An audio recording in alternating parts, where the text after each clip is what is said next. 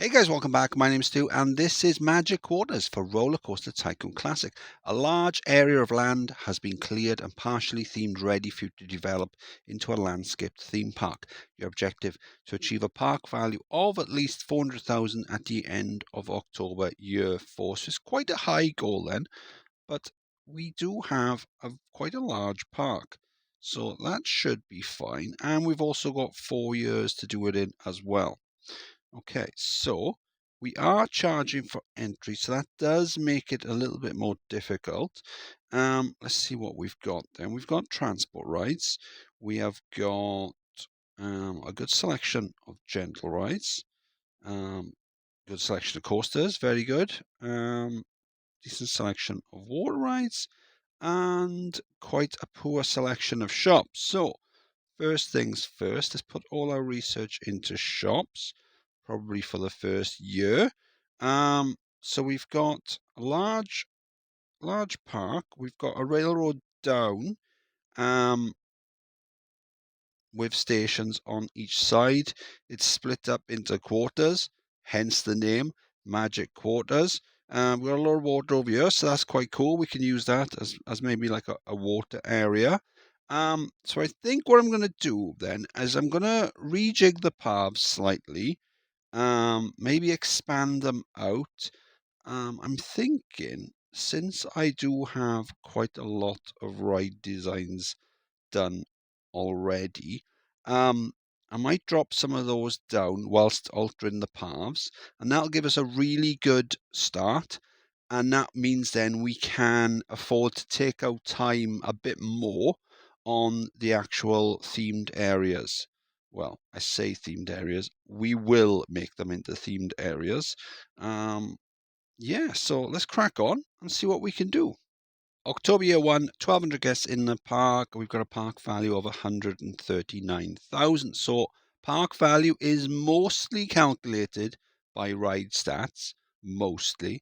There's also a little bit in there where each guest in your park is worth a little bit as well. And also the guests going on your rides. Your ride throughput is also worth a little as well. So it will be good for us to have a lot of guests in the park, so that will add a little bit of value. So what I've done then is I've done like an 8x8 path down the middle, and then I've put some of my 6x6 designs in the middle as well of the pathing.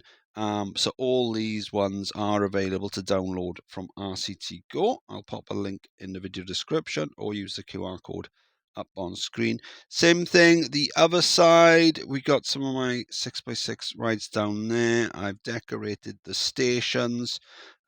We've gone for 4x4 pathing on the other sides with some seating areas down as well. I haven't put the roofs on them because I'm hoping that we get something out when we do some scenery. So I'm researching water rides at the moment because I figure we'll crack on with this area over here first, because we've already got quite a few water rides, so this should be pretty good.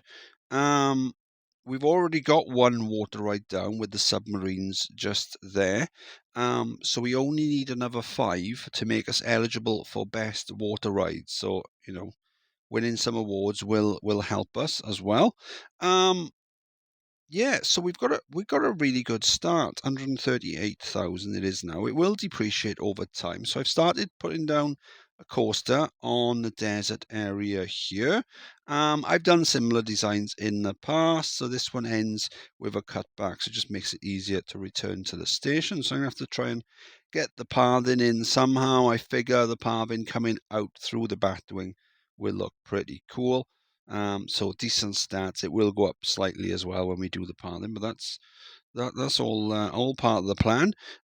Yeah. So year 2 then, I'm just going to crack on, finish that coaster off, and then, as I said, I'll start working on this section here, get some water rides down, and hopefully we'll be well on the way to doing it by the end of the year.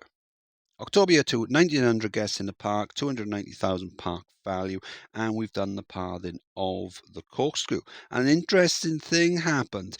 You know that bug that you sometimes get where the guests wander up and down the paths? It was doing that, but there wasn't anything opposite the queue line, which normally it happens when you've got like another queue line opposite it or a shop or something. It wasn't doing that. Instead, I had the fences and a roof over it, and that was triggering it. That was a bit weird. We've got cash machines down, so that's probably going to hinder us, because ideally what we want is we want the guests to come in, spend their money, leave, and another guest spawn, and then pay money to come in. We've got it set to 60. So originally we had it set to 40, and once we had a few rides down, they were happy to pay. So I've just put that up to 60, because we are going to need a lot of cash. At the moment, we are benefiting from the umbrella cash when it rains. So I figure we'll keep the ATMs down, the cash machines, and what I'll do is I will drop down a couple of mazes and do my maze trick in order to help boost guest numbers. So we've got the water ride section just over here. So we've got the dinghy slide just there. Decent stats on that. We've got a splash boat just there. We've got water trikes just around it. Little pirate ship over in the corner. We're currently researching thrill rides, and we've got one of my 6x6 jet ski rides and also river rapids as well. So plonking those down, it does mean that the time I save, got a little fence out just there, the time I save with those means I can then spend it on other rides. And some of the rides, we're not going overboard with the rides, if you pardon the pun. We just want a lot of rides with decent stats. We don't need to have incredibly high stats. We just need a lot of them with decent stats. So one thing as well with park value is you will get penalized by having duplicate rides. So if you've got two rides of the same type, you will get a 25% penalty on the value of both of those rides, or 20 of them if you put down 20. And then just over here, we've started work on this section of the park. So this will be the jungle section. So let's have a look. Let's have a quick zoom out. So we've got the water area over here.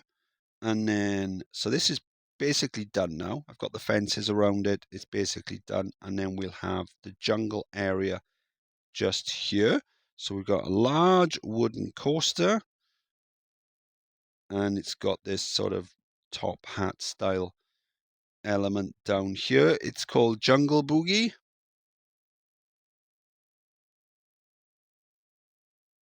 Decent stats on that. Simple design. Again, we don't want to spend too long designing the rides.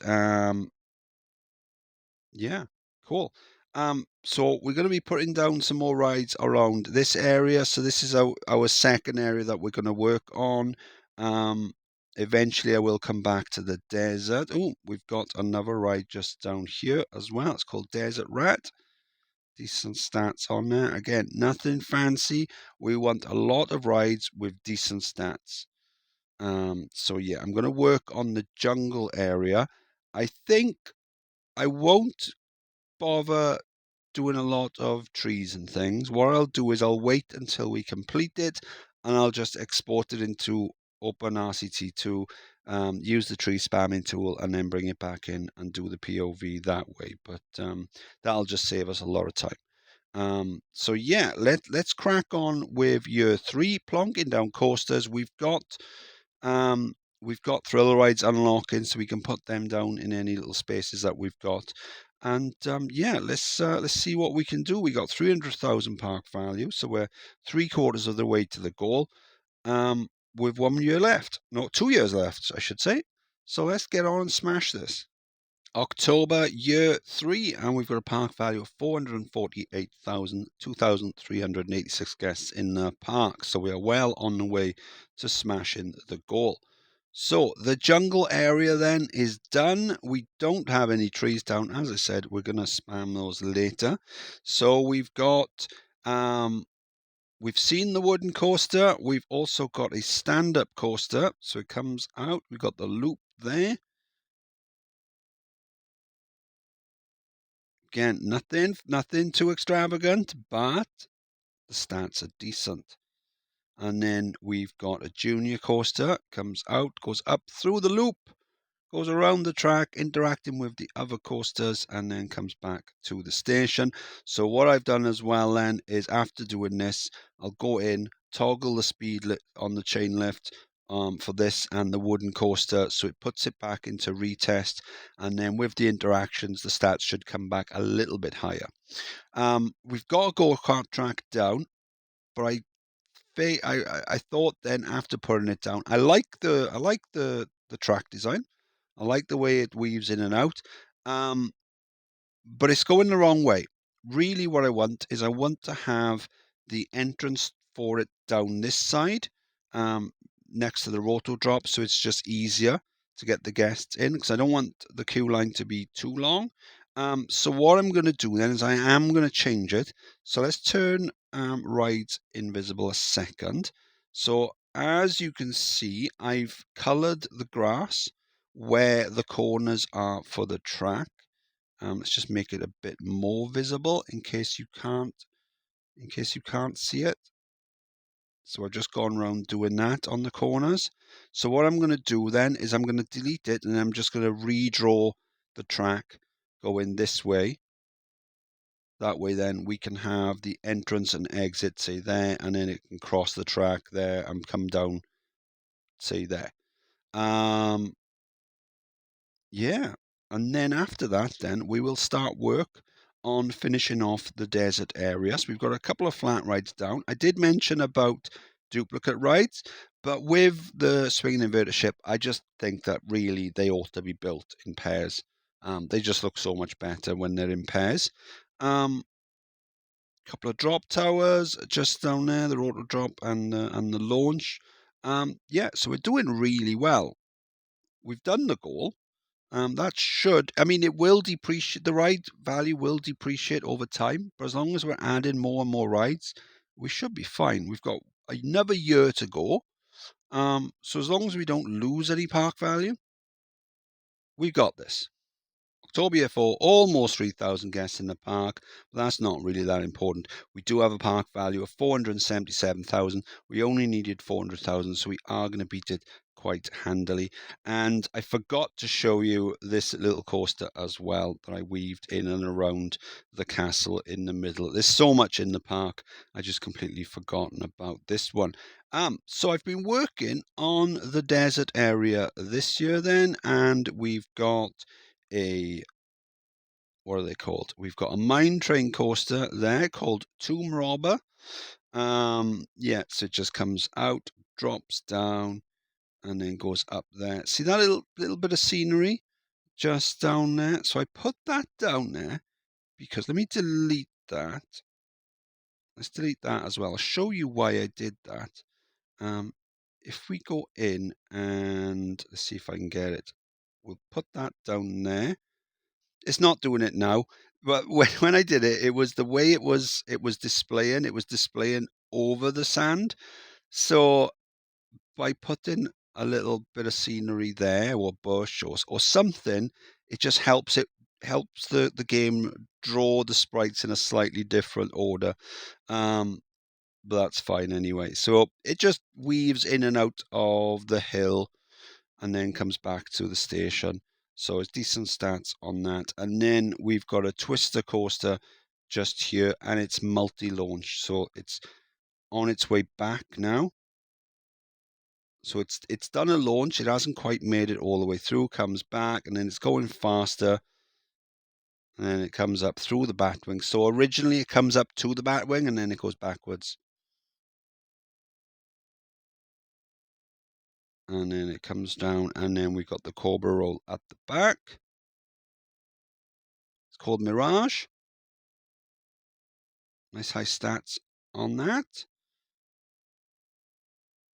So we haven't had time to do this section over here. So we've got some signs up, say a new area coming soon. New area coming soon. And oh, what does that say? What does that say? Yeah, like and subscribe. Yeah, so we've done well. Shame about this area, just haven't had the time. And we gave ourselves a ton of time by putting all these rides down at the beginning. So that gave us a really good boost. Not just in park value, but also guests coming in as well. So Dodgems unlocked. We've got Dodgems there. I did switch my research at one point into scenery, so we were able to unlock a few of the scenery groups down. It is a shame that you have to do that. I'm a big fan of having scenery unlocked in the beginning. And so when I do, I don't create a lot of scenarios, but when I do, I generally have scenery unlocked at the beginning because it's just one of those things where it's a little boring to have to unlock it yourself. Similar with shops. Unlocking shops is pretty boring because you want to just get on with the rides. But yeah, how are we doing for time? 27th of October. Have I shown you everything? Possibly. So we've got a motion simulator down there. I just put that down. Before that, we had a couple of mazes with my maze trick going into the ground so the guests disappear from the park and new guests spawn in and pay us the £60. Yeah. So after we pass the goal then, I'm going to save it, export it into OpenRCT2, use the tree spamming tool, which I think will look really good in this area in particular, because it's meant to be the jungle. We'll do a little bit in the desert. I mean, it is meant to be a desert, so it'll be quite sparse. We'll do some palm trees or whatever. Maybe drop some stuff down in the water area. Where's that? That's over here somewhere. But other than that, we will be fine. We'll be fine for the outro. We're gonna pass the goal. Awesome sauce. Stew. Fantastic. So I'm gonna save it. I'll be back soon. So for some strange reason, it wouldn't accept the save file back into Classic, but it would allow me to convert that save file into a new scenario. That's why if you look at the bottom right-hand corner, it says March year 1. So I've done that just so that we could pop back in and see that I've just quickly spammed some trees and things like that around the place. Not too much in the desert area. Nothing over in the blank area, and then in the water area we've just dropped down some of those like bulrush things and also some of those little trees there as well. Yeah, so a fun scenario then. I'm glad I popped down some of my pre-builds because it did allow me some extra time to build some of the more interesting rides that we've built. Have I put down too many trees that it's now going to be blocking my view for the the actual rides? I don't know. We'll find out. Anyway, time for the outro. If you enjoyed the video, please like and subscribe. I'll see you soon. Bye.